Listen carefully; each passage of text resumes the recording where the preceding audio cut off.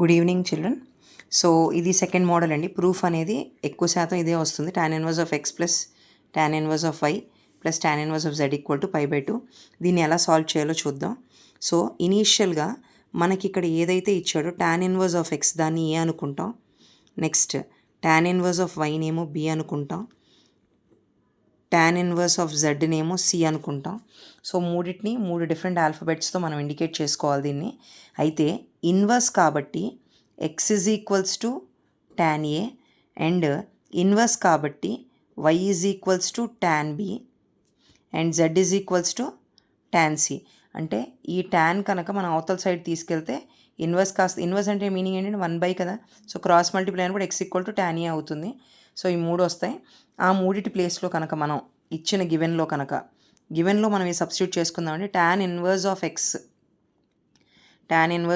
Plus tan inverse of y plus tan inverse of z equal to π/2 అన్నాం. tan inverse of X అంటే ఏమైనా indicate చేసామంటే a plus b plus c is equals to π/2. A plus b is equals to π/2 minus c. అంటే ఒక ఆల్ఫబెట్ని అవతల తీసుకెళ్దాం. ఇక్కడ టూ సైడ్స్ tan అప్లై చేద్దామండి. Apply tan on both sides అని రాయండి. అప్లై tan ఎందుకు అప్లై చేయాలంటే మనకి ఇచ్చిన క్వశ్చన్ tanలోనే ఉంది కాబట్టి apply tan on both sides.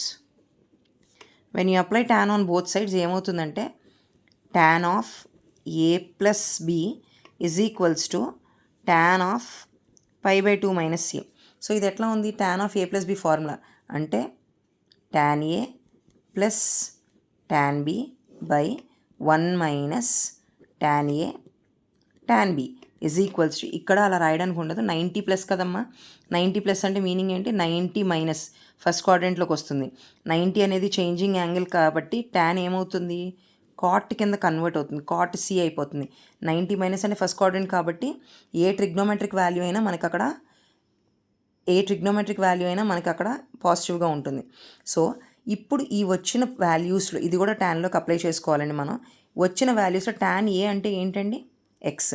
So ఆ ప్లేస్లో x plus y by 1 minus XY is equal to cot సిని మనం 1/tan అని రాసుకుందాం.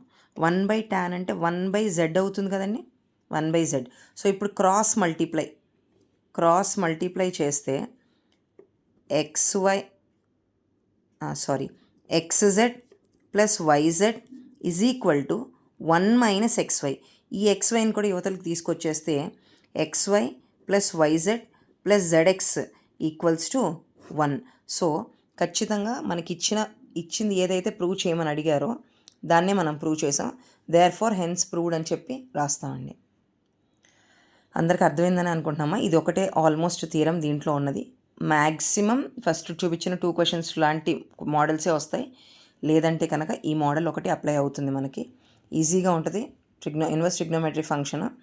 జస్ట్ కొంచెం ఇది రాగానే మనం ABC అనుకుని ABC ఈక్వల్ టు π/2 అంటే a plus b equal to π/2 minus c అనుకుని రెండు వైపులా ట్యాన్లు అప్లై చేసి tan of a plus b formula tan a plus tan b by 1 minus tan a tan b is equal to cot అని దీంట్లోకి వస్తుంది. అయితే కాట్లోకి మనకు ఫంక్షన్ లేదు కాబట్టి ఇక్కడ దాన్ని కూడా tanలోకి మార్చుకుంటాం. 1/tan సి అంటే 1/tan సి అంటే జెడ్ కాబట్టి జెడ్ రాసుకుని క్రాస్ మల్టిప్లై చేసుకుంటే ఖచ్చితంగా ఆన్సర్ వచ్చేస్తుంది. ఈ అజప్షన్ అనేది చాలా ఇంపార్టెంట్. ఇక్కడ ఈ అజప్షన్ అనుకున్న ఇది స్ట్రైక్ అయిందంటే మైండ్కి సమ్ అయిపోయినట్టే లెక్క మనకి. సో జాగ్రత్తగా ఈ 2 వీడియోస్లోంచి మీరు ఇచ్చేస్తే కనుక దీంట్లో ఒక 5 మార్క్స్ ఉంది.